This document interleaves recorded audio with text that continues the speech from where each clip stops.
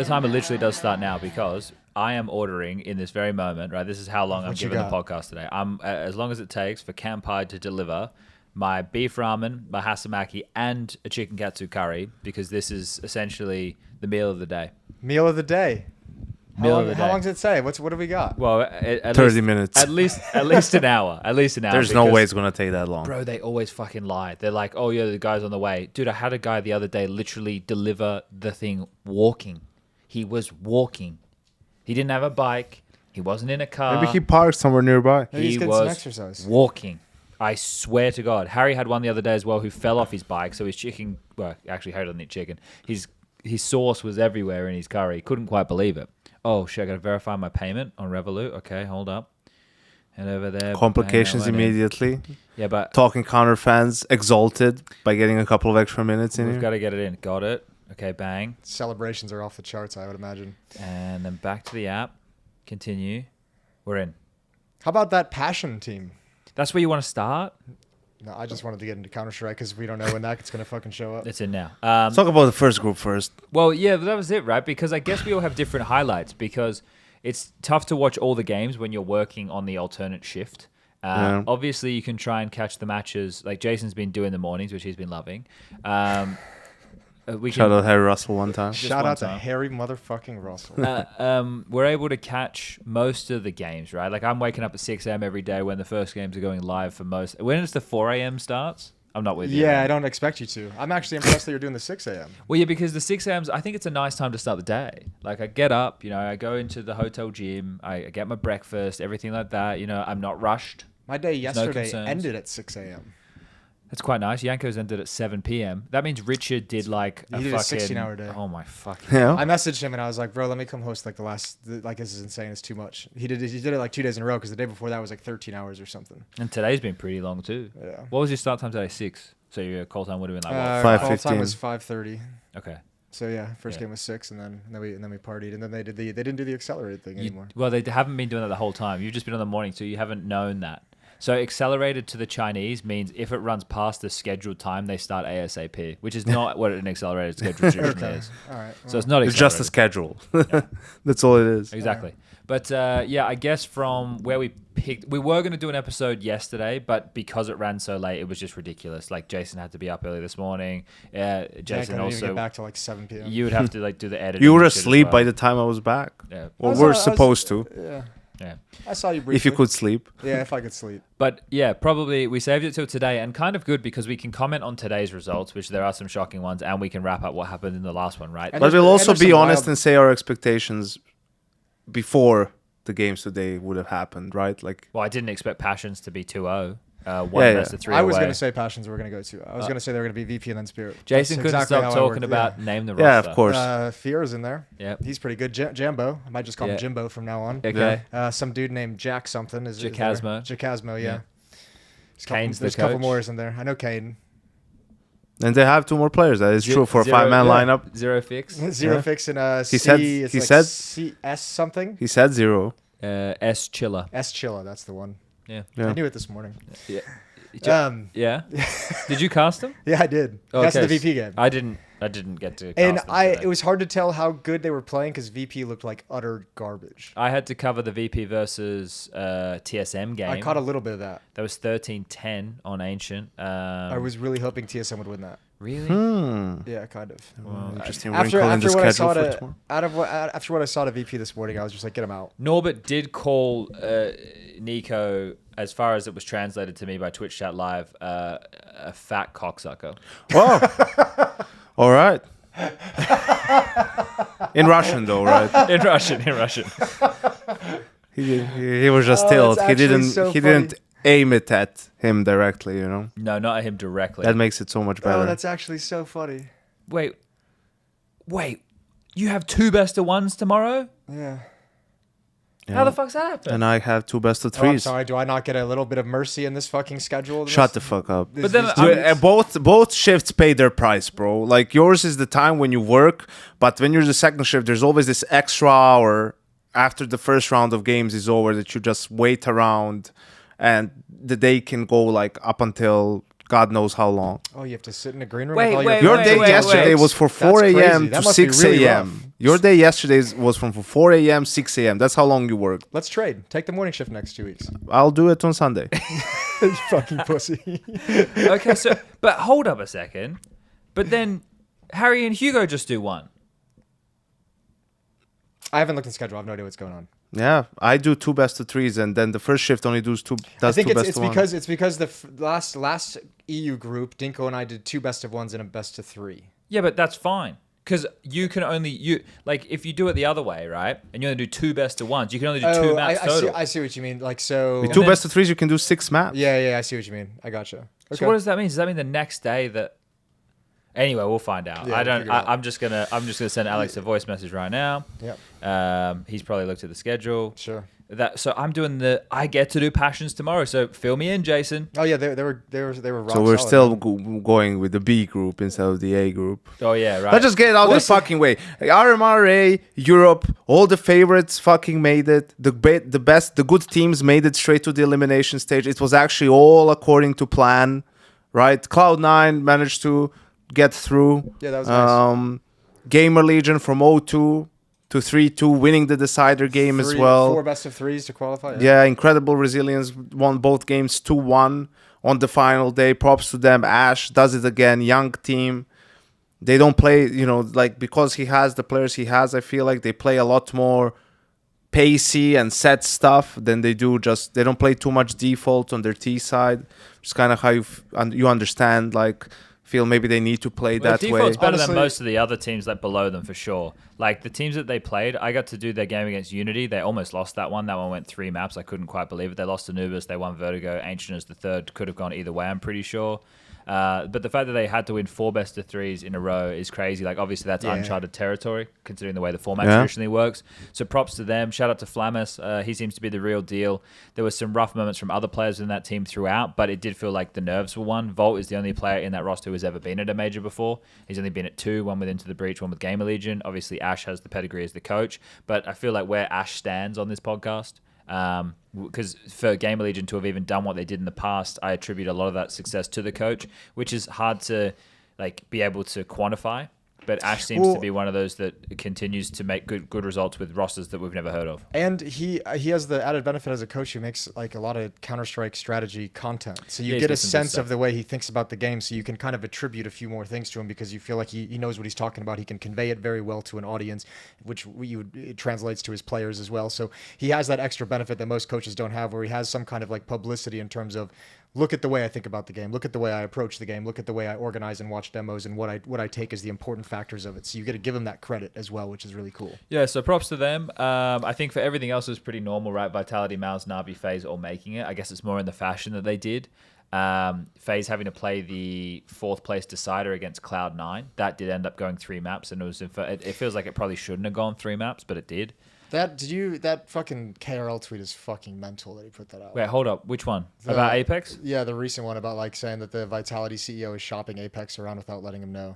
Well, yeah, but we'll see what happens with that. They obviously tweeted out in retort to that saying that's not the case. But I just think it's I think it's like such a disingenuous way to present it, right? Because like in a tweet, you don't get to give context. Like GMs and teams, like when they have these lineups, like they're constantly getting requests, like constantly having conversations with other organizations, right? So I have no doubt that at some point Vitality had a conversation. Someone was like, "We want Apex," and they're just like, "Okay, how much do you want to how much do you want to pay for him?" Like what? Like you get that information as that. It could have been a simple like this. The Falcons, whoever dude is like the ex G2 dude, right? The C or something. You're talking about French bloke. Yes. Whatever, but yeah, probably friends with KRL or some shit. And when I was saying, he was telling him, "Hey, yeah, we even asked Vitality about Apex, and they didn't say no outright or something stupid like that, right? Like they just said, oh, it's going to be 5 million or whatever." And he talked directly to the owner of Vitality or the whoever was in that article, and that's what he presented as he's shopping him around like behind the team's back and shit. And as a GM, you constantly get that information, so you know how much money this org potentially has to spend on something. You keep tabs on that every conversation you have. This team's looking for an IGL. This team's looking for a bomb set anchor. This team's willing to pay 500,000. This team's willing to pay 600,000. You know, you kept those tabs, and it helps you do your job better down the road when you need to go back, or if someone comes to you with a lowball offer and you want to try and raise the rate, you know who's got money to go for it. So it's all information that you gather, not necessarily like we're trying to fucking offload him. Well, can I ask this as a question though? How would you guys be surprised if after the major he did end up getting benched or end up on another team? I'd be very surprised. Okay. I'd be pretty surprised, but I think a lot of it will depend on the results. I don't think. Why would it depend on the results at the major?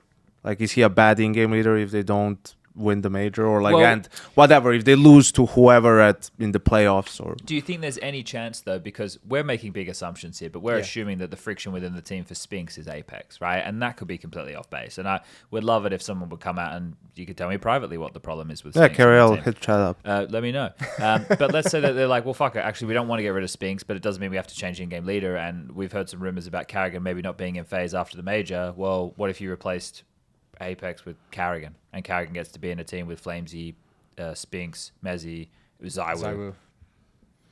Yeah, I feel you. I just don't think. Like, I'm just speculating. I think it's the thumb again. I think. I swear to God, I turned that off. Someone told me what the solution was. Oh, you thought so? Now I'm angry. I think Carrigan.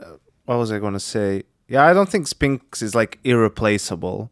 You know, I think you can like find a replacement for Spinks, and then if you're changing Apex, I mean, he's the only Frenchman in there with Zaiwu. He's been with Zaiwu the entire time. Do you want to like influence that sort of a relationship? I mean, it's a huge dynamic change and a dynamic shift really when you do something like that. I think Apex has done a great job for Vitality for the most part. I think individually he's been solid for them for the most part too. I think he doesn't have ideal pieces on the team. I think he has players who are not very self-sufficient and they need to be sort of guided a bit more. There's so many thumbs up coming around. That's all right. We'll just enjoy the thumbs up. Than some of your other tier 1 teams. Yeah, I see what you're saying. I don't know. I'm just saying, like, in terms of, you know, KRL putting that out there and that sentiment coming true or not at the end, it's like a wait and see type situation. It's just, I can imagine it being such a distraction for a team that's actually having to go down this campaign. Although internally with the players, I bet they can handle it relatively easily. But I would wonder if, like, I guess if it's like an English tournament, I would expect every publication to be asking about that in interviews, right? And that's where it would kind of become a distraction. We have to answer the same question about it 10 times over, 15 times over. But players I think also Apex plays for longer than Carrigan. Yeah, I think also Apex plays for longer than Carrigan does. Yes, so to do something like that would be crazy because you wouldn't expect Carrigan to have too many years left. But at the same time, you know, Rain put on a masterclass throughout the group. He was fantastic. His aim was on point. When he plays well, it shows you just how good FaZe can be. And obviously that makes sense because Carrigan and Rain are the two like space creators for the team. But Rain looks really good. In terms of Mouse, I didn't get a whole lot of like first-hand experience with watching them. Obviously, they went through in the 3-0 fashion. Their win over Na'Vi is quite good. But everybody took care of business, right? And those 4 teams are in the elimination stage, which is great. I don't really care about Mouse until we get to the playoffs. Yeah, to be honest, like that's where they end up crumbling for the most part, right? So when we get to that point, like if they will make it, and they probably will, is like when the question marks start popping up about them. So I guess the headline is the favorites did what they needed to do and it qualified for the further stage of the tournament. It's a pretty boring group. There was no like unusual. It was, but results. The most interesting thing about this group is Falcons. Oh, is it? You know, is Falcons the absolute fucking embarrassment of a performance that they've put out? I'm glad that it happened though. Yeah, because they will definitely now blow up the whole roster and everything. Right? Yes, that they're definitely Dupree, Madden, and Snappy are on the bench. Simple is not being returned, so it's basically just Magisk remaining. Nico, Jimmy, Monacy. We'll see what the roster will look like exactly. But here's the thing, man. Some of the rounds, like that 3v1 they had against Rain on Nuke, you know, they could have beaten FaZe. They could have been 2-0 up, right? Like, that was embarrassing. What do you think was worse, that one or the Anubis retake back in a few months back? I think against Rain was absolutely I think this one, like, it was Magisk, Snappy, and Simple Alive, who have over 50 years combined of playing CS on a high level. Even had a smoke they could have put on the bomb. Just the decision making, the lack of communication. Like, sure, props to Rain. He still had to win it, like, and do some 180s and whatever. But that was just piss poor. Like, that's like, I cannot believe how poorly this team is playing at all different aspects of the game, right? considering how much experience they have individually. It doesn't make sense. Like, it does not compute. Yeah. And That's how I feel about Virtus Pro. Yeah, and bro, here is where you need to start having a conversation. Like, isn't Zonic supposed to be like the best coach ever? Like that, the way they look at openings of rounds, the lack of protocols, the lack of like. I understand it's like kind of a dead team, but I mean, they have not played good CS the whole year. Like, at no point were they like. But I think looking good. And the excuse you hear from everyone in that camp is we didn't have a superstar player.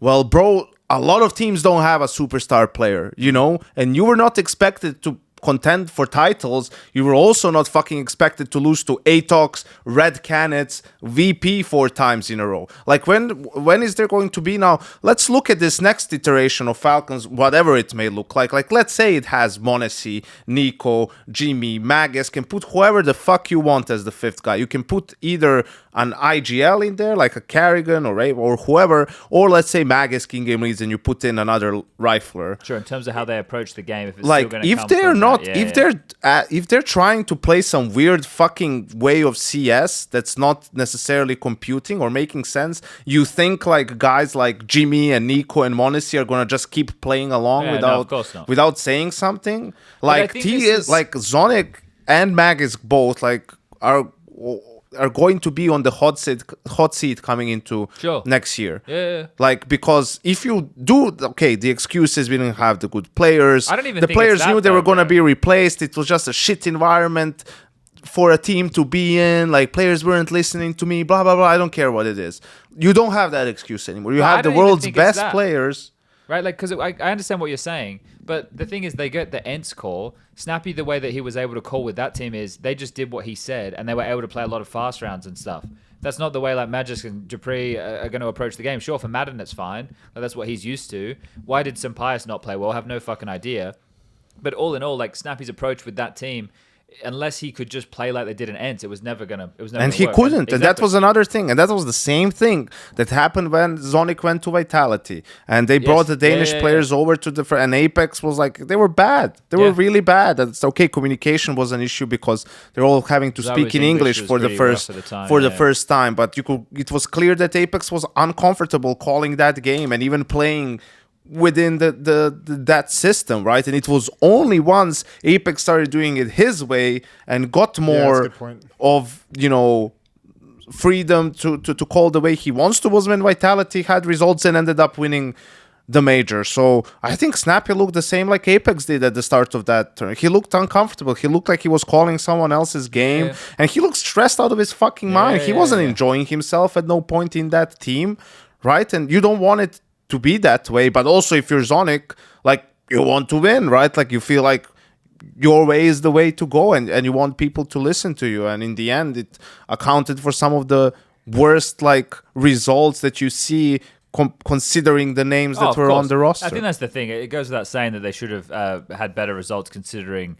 But I got a message after our last episode from somebody, and I'm not gonna name them. I didn't ask them. A happy message or a bad message? No, it's not. It just says, you know that Falcons got most of their team for free before, right? Snappy Madden free from Ents, Magic Sonic free from Vitality, Boros already there, and Dupree a free agent. Sampaius cost $1 million because Ents knew they needed 3 of their core for all the RMR/Katowice slots.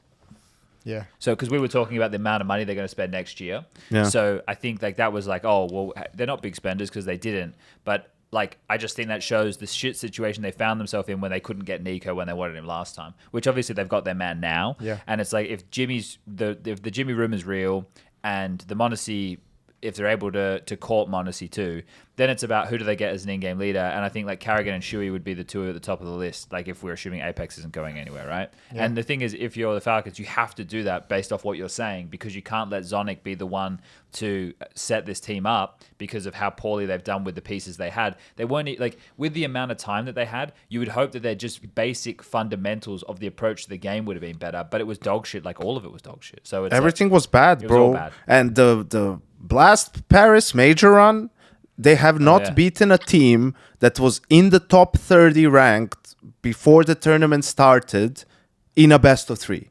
Like their best win was G2 Blast in a Paris best of one Major? in an opening Yeah, game. what's that? Yes. The Blast Paris Major. You're gonna take That us back. they won the Blast Paris Major. Vitality did. yeah. Oh, okay. Sorry, I was like, what So are we? you're talking about like a Zonic. Okay, Yeah, I'm sorry, talking about sorry. Okay. Yeah. I was in the like, what Zonic if in that That was a inter- key that? contextual detail, Yes. I think. Yeah. Sorry, my Zonic bad. led teams. It's It's all right. good. Yeah, We're all because I'm tied. still thinking about. I'm wrapping my head around. Like it really did. Like the more time goes by, it really did seem that it was the perfect storm, the perfect combination of people in that Astralis lineup. Like those 5 players and Zonic as the 'cause coach. you look at them on their own. Everyone Yeah. after they've Well, Magic went still there. delivers form, but yeah. Magix as an individual player is still solid, yes. But talking about different levels of success, like yes, him and Dupree had that blast, With but Vitality, given the context how it was nowhere near the levels they had in Astralis. Glaive as an IGL, he's like getting a nowhere second near shot that. with Device Ents now. as an Opper, like Zipex fucking retired.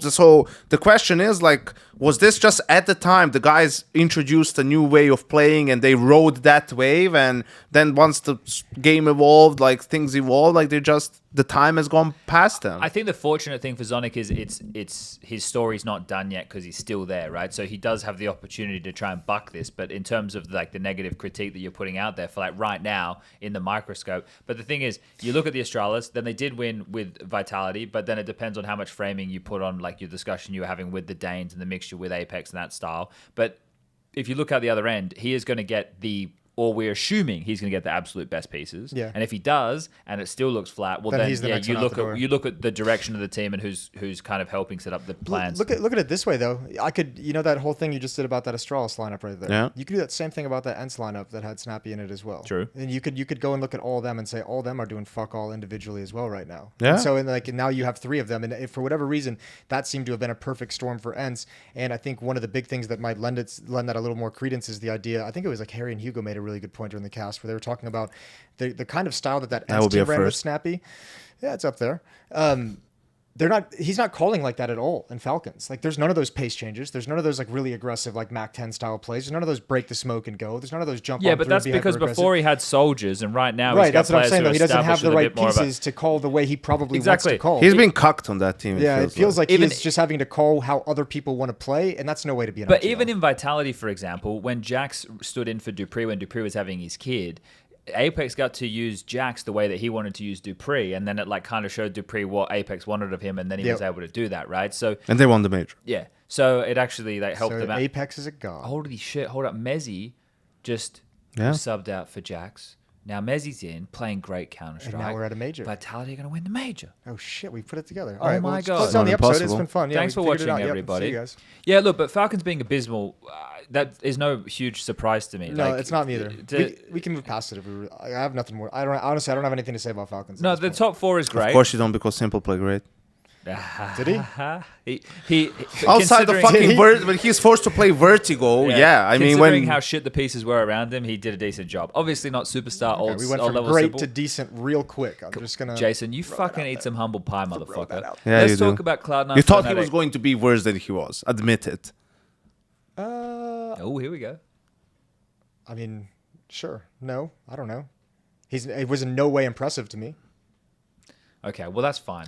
It's fine. It's The fine. fence It's sitter fine. strikes no, but again. that's fine. No, I'm not. Dude, what do you mean fence sitting? My whole thing is he's not going to be anywhere near what he used to be. He just played with And a he team wasn't. that was fucked. He had his moments of what I know. he used to be. Keep giving him those excuses. It's fine. We're going to see in his All next right, team. that's fine. That is this can only age. It can Yeah. age one or two ways. It's all right. And at the moment, Good, it can age the good, horses- and it can age bad. the horses are in the race. Y'all It's said fine. you didn't want to make judgment after the major, so we'll wait for the next team as well now. Fnatic almost bottled it. Can we just say that? Can we Yeah, just they almost talk lost to about fucking Acklot. It was that like, and they're so excited. Like, I get it. You're in the major, great.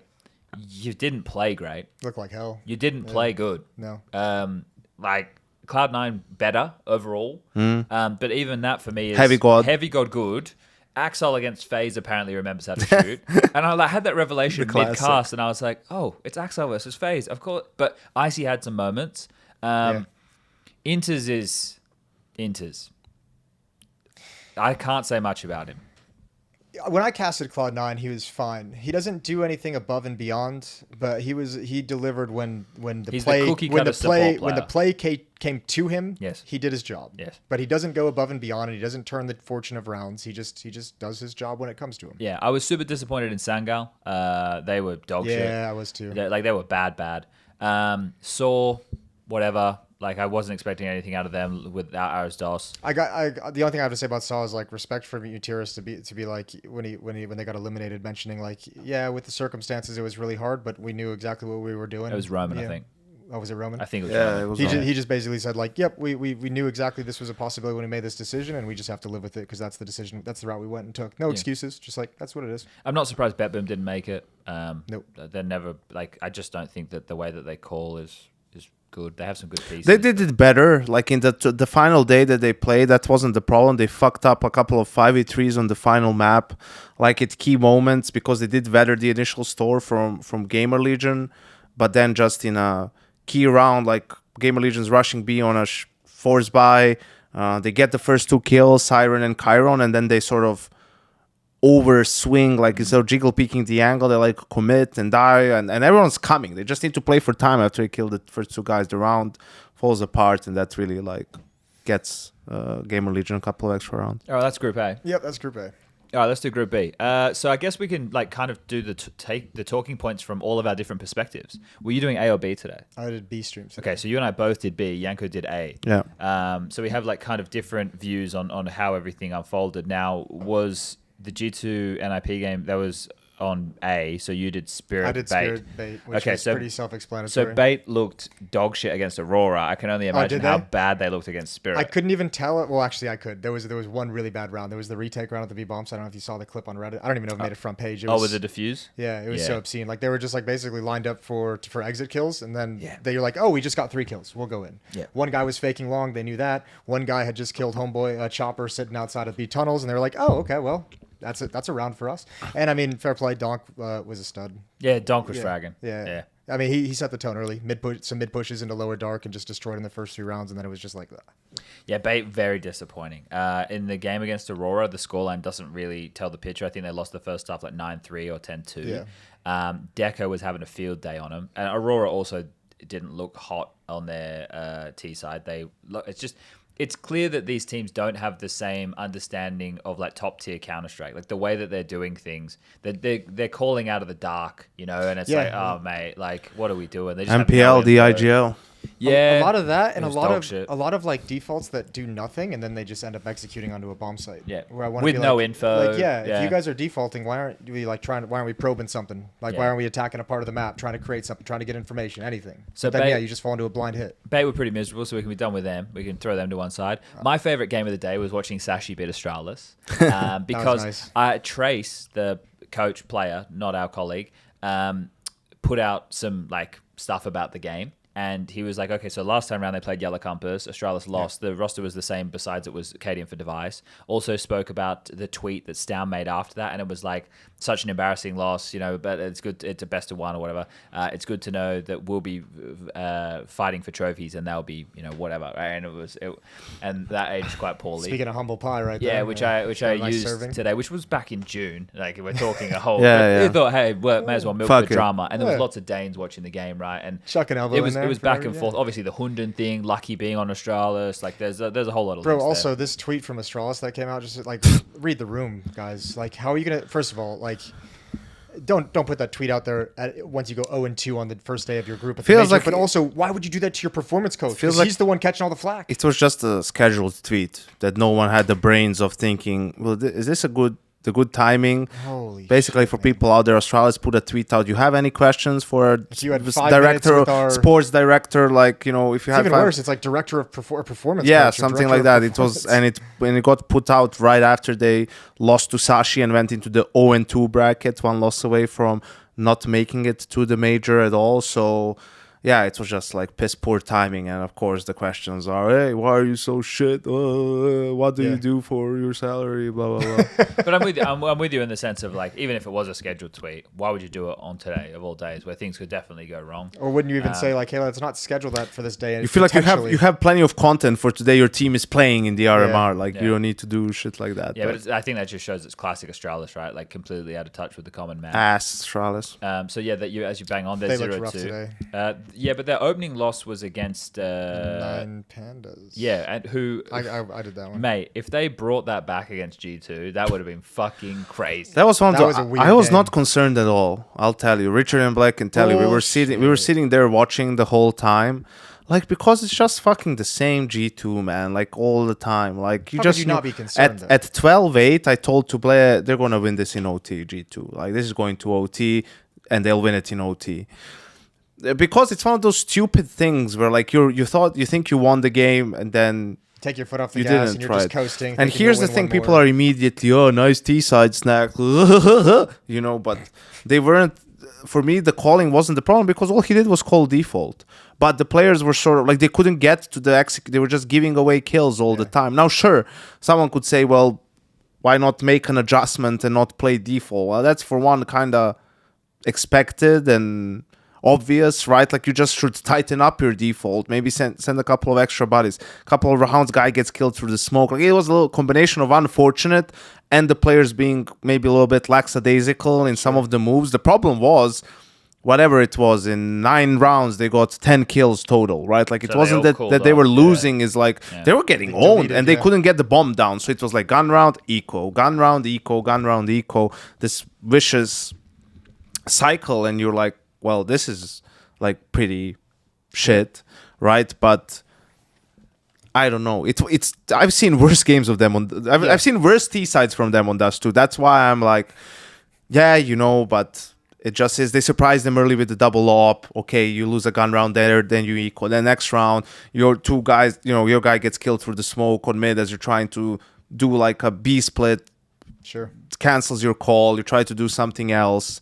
They're starting to heat up, right? It's like one of those things. And actually, in overtime, like I think it was the final round of their T side in overtime was actually a really good, clean round. Like nice movement, everything was really good. So it took them like 12 rounds. It just sucks because they should have won. Like what was the first? The first game was the same, right? They were like 10-2 up against NIP. It was 12-2, and then NIP won like 5-6 rounds in a row, and then they won the one round. So it's like you guys could have been like 13-2, 13-3. It's no harm, no foul, right? Like it really. And now they play fucking 3D Max. You know, like they're not going to lose to 3D Max. Anubis will be actually Anubis. They'll probably lose Anubis. Actually, maybe they lose the whole series. Maybe you never know, but they won't. Even if they do, like they still make it. The rest of the field feels weak, right? Like I just some of the Counter-Strike I watched today. Paravision looked a little like they lost to NIP. Yeah, like and they lost to NIP. I mean, this is the thing. It's also the 2-0 games are for the spot in the elimination stage. Either Big or Passion UA are gonna be top 16 at the major. That's crazy. Good. I did the Spirit Passion game. Fucking embarrassing from Team Spirit. Yeah, I think Spirit. Shame on the. There's a famous clip for a Serbian basketball coach after a press conference. Shame on you. Shame on you. Like that's what just go around all it translates that way, like a Serbian term. But bro, that's how you feel like for those players outside of Donk and Shiro, and a little bit, I guess, to the coach and the staff, is like the laziness with which Team Spirit played that game, bro, is fucking. Well, the intensity sad. wasn't there. It was, bro. They gave up a ninja defuse. They gave up a 3v1 ninja defuse to a guy who got a kill before all of that. Like they knew he was con with the op. Yeah. He killed a guy, then he just chilled, and they just ran away. And he just smoked the bomb. Like he's 3 feet away from the bomb. He just smoked it and defused it. Like it was so bad that the Spirit player wasn't even like he started running. It was Shiro, but he didn't even like he couldn't get close enough to take a shot at him. Like that's how badly positioned they were. That was after the same dude just won a 1v2 against them. Jumbo had the Ninja Defuse 1v3, the 1v2 the round before that. About the transfer from the bomb site to the pillar at B? That was a 1v2 I saw. Yes. Yeah. Then Zero Fix had two 1v2s against them too. God, They won a fucking half by like an eco round where Shiro, I feel, was also maybe a little bit lazy. He was in the 1v2, but he knew they didn't have a kit and he was playing like just in an all-in position outside B, where if they swing him together, he has an op, like the guy will trade him. You know, he was hoping that one diffuses and one guy chases him. I don't know, but so many situations. On their T side, Passion is like walking through smokes. Like that's what they were like kind of doing on mid smoke, lurk smoke on B, and one more time. And it's like guys like Chopper and Magus can't get. Chopper has two guys walking through the smoke on him, and like he can't find one kill. He had an MP9, he dinked one guy and didn't damage to the other. It's a bit unlucky, but still, man. Like Shiro and Dong, sorry Jason, but Shiro and Dong had almost 50 kills. Between the two of them, they both had 20 plus, and these motherfuckers still lost to Passion UA. Fuck Magisk, fuck Chopper. Magix, just for everybody playing at home. I don't think he dislikes. Makes me want to fucking kick a chair over. Now I bet you think we could put together a team and beat Spirit, don't you? I'm way too aggressive today. I don't know. Is the last couple of days? I don't know what. I take it back. Do not fuck them. It's just it was just really fucking disappointing, man. So this is how I feel about the Virtus Pro game that Passion won, which is why I feel like it's kind of hard to judge what this Passion team is really all about, because they won in the first half a 2v5, a 3v5, a second 3v5. Sounds like they're all about clutches to me. And a low buy Tech 9 round. But it was like stupid shit from Virtus Pro. Like you're in like a 5v2, they get 2 kills. The third player walked through a smoke and con to try and take a fight in the A bomb site. Some guy's just sitting there and just kills him for free, swings and one taps Jane with an lazy. And I'm just like, how do you guys lose these rounds? Like, laziness and complacency. It passion you away. No. You get fucked. Are you stoned? No. Dude, you guys are fucking like this guy had 2 kind of long days. You've been waking up at the crack of dawn. Like fucking everyone losing their fucking mind. I just hate it. I hate it because then tomorrow someone's gonna talk about like the coach isn't like doing his job or something like yeah, sure, in theory, like you're in charge as the coach of the atmosphere and the culture of the team and you're trying to do that. If a player is a fucking idiot and he can't like get in the zone and be focused at the fucking qualifying tournament for the major. Fuck the player, honestly. Like, you can't change the way people are. Like, you're not a wizard as a coach. Like, you can do your best, but it comes down to the player. You're putting your players in a good spot and they keep throwing it away. Who's that on? Yeah. Who's that on, Chad? The player. Thank you. It potentially, I mean, it's like, I mean, we all know they can bounce back easily, obviously, and depending on their matchups. But would this put Spirit in a weird place? Like, let's say they just get like a unfortunate matchup and have to play.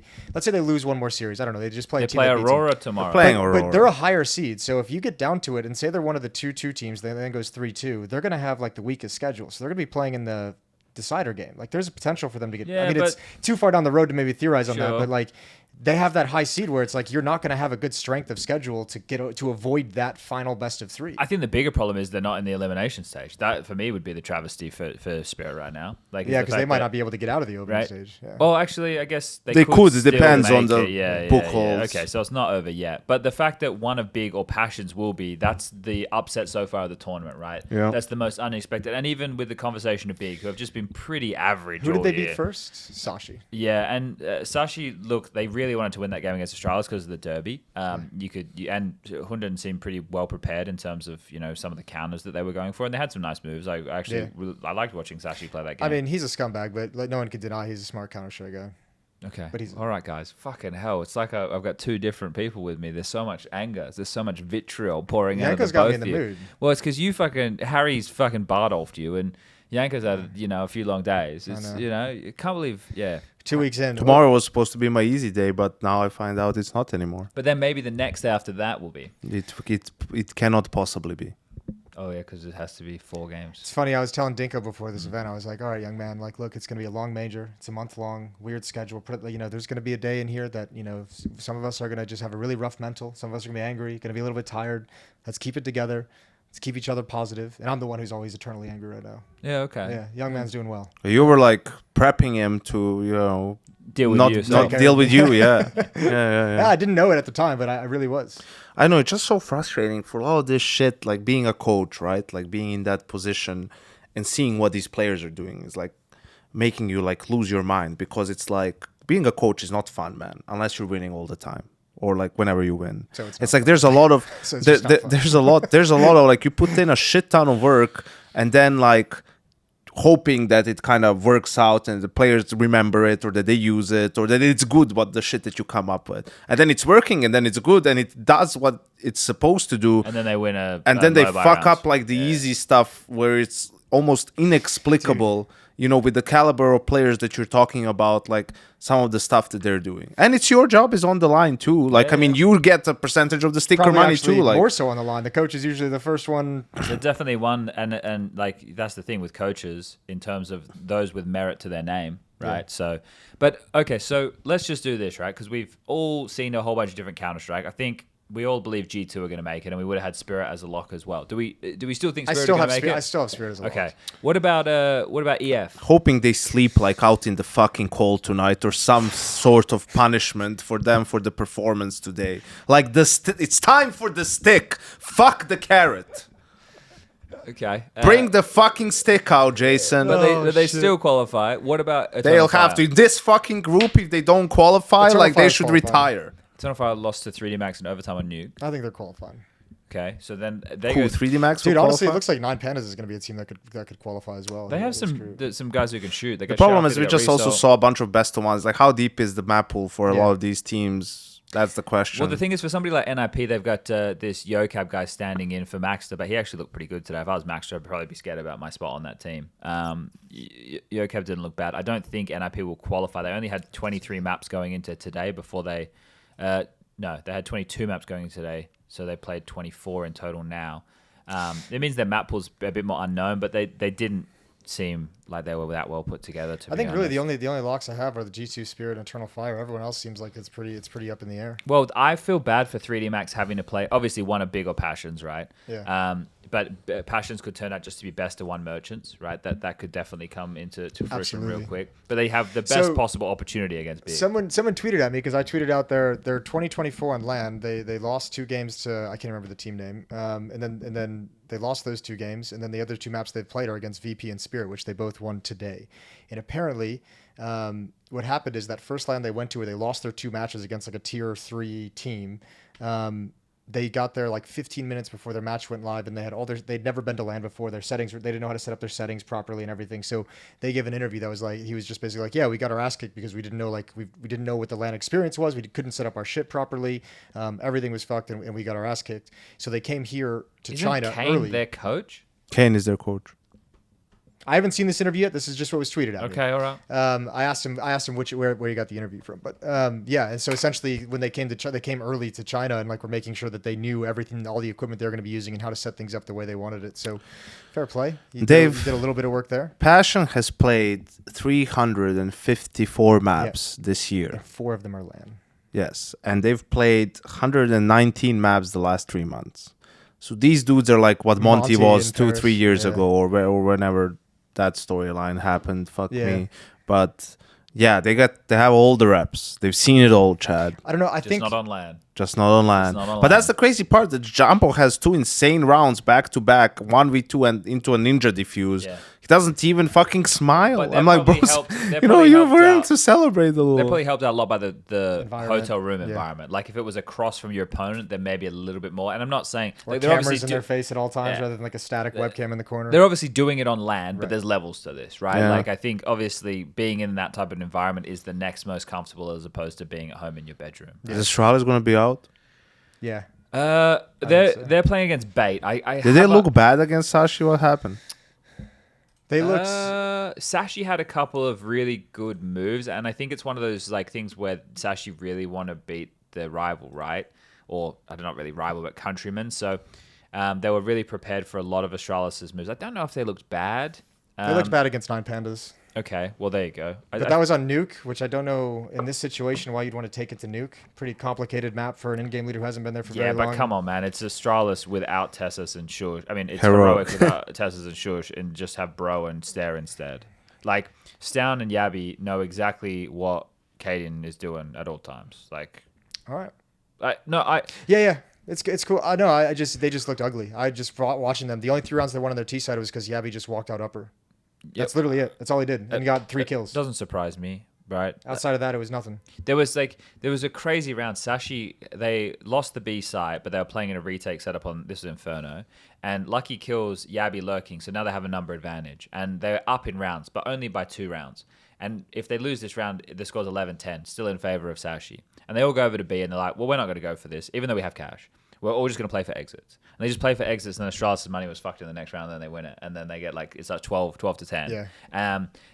They were always prepared in smokes. They had good gimmicks. So like Iceberg they had this smoke that lands bottom banana, but it's a deep one, so T stairs is covered too. And they would do it consistently. And then one round he walked all the way through it and caught 3 Astralis players walking up mid. Ooh. Right, he only got 1 kill, but his teammates then they had good pop flash stuff in mid. There was also one where with Cabby, they throw the top mid lurk smoke Astralis, right, to go either long or short, and the vision is cut. Cabby would just literally stand in the smoke. So he's standing in the smoke as they're doing like a pop round through the smoke.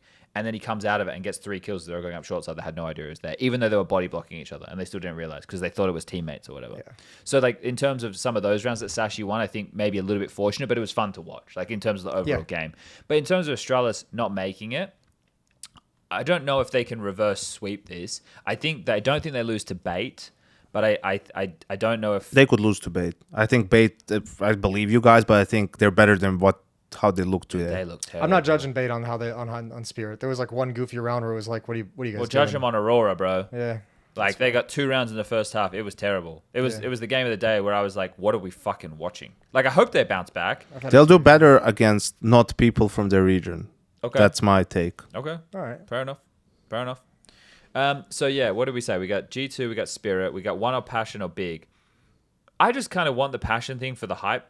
Right, like why not? Yeah, at this point, give the kids the sticker money. Fuck it. Exactly, go right. Through. And they're owned by that football player who stood in for that one game. Yeah. That's the guy. And almost beat Bleed. Yeah, and then make Big earn it. Make Big beat someone good in a best of 3. Yeah. So I hope EF make it still. I think 3D Max can make it.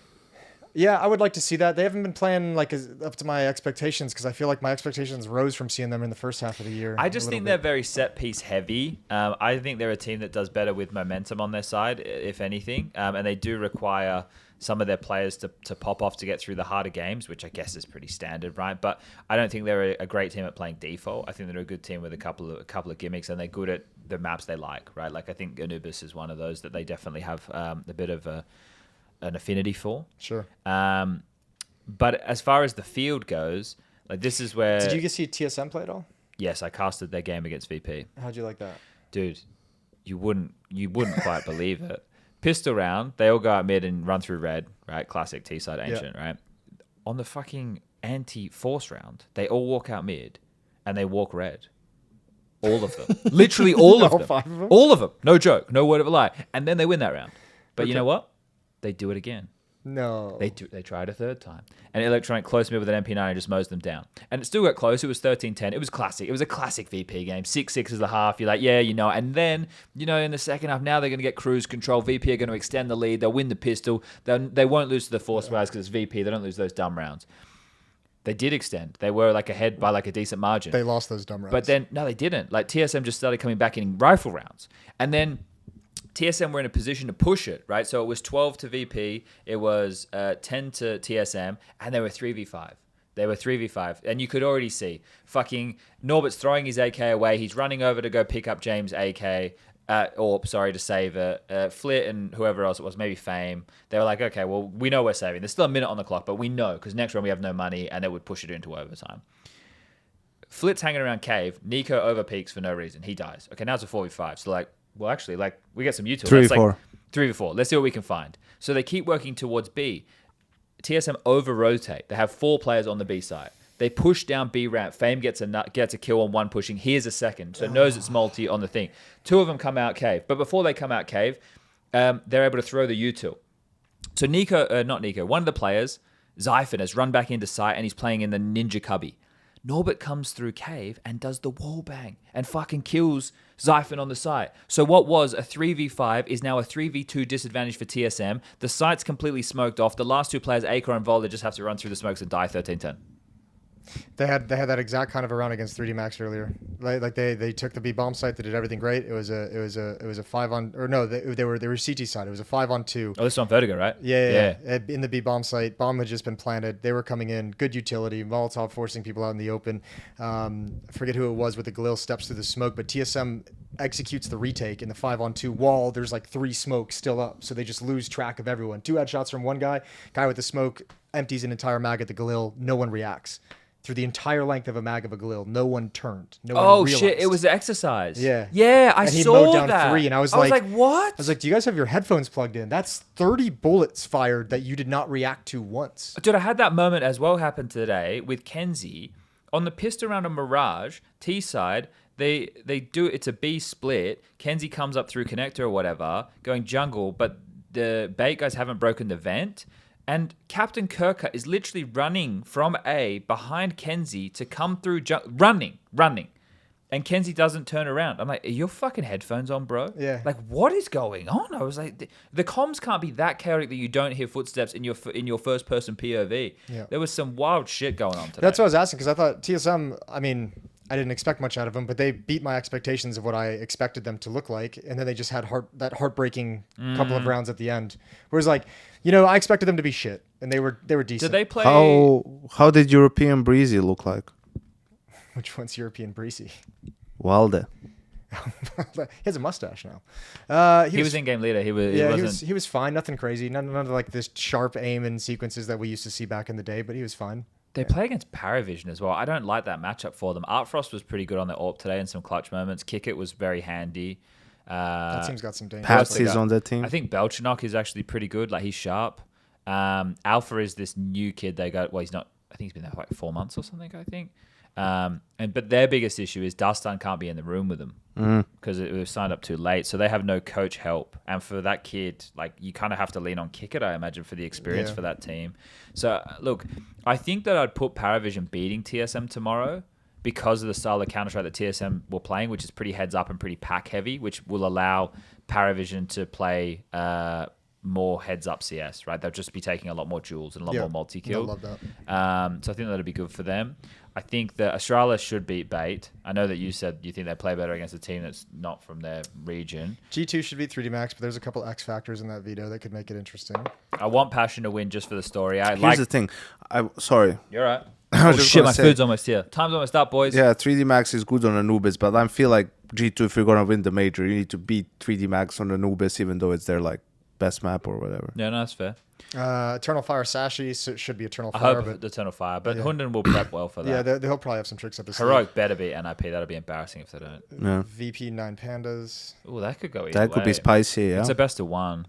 All these best of ones are spicy, man. I feel like except for Spirit Aurora. I feel like this group compared to the other one is like we have those top 3 teams that I feel like are lock. The rest is muddy. G2s. Yeah, everything else is like sloppy Counter-Strike, unknown Counter-Strike. They could go either way. Yeah. Like I feels like so many teams, so many more teams could qualify out of this group than the other one. Anything you want to say? Well, you guys can keep going. I'm good. I think there's no need. Dude, I can't wait to eat. Yeah, get some food. I got some Indian food earlier today. It was delicious. Nice. All right, cool. Goodbye, everybody. Sorry that we didn't do the episode tomorrow. We'll do another one at some point. Yesterday we'll do one tomorrow, or the day after tomorrow, or the day after that. Or maybe before the next one. Or maybe after the one before. Bye.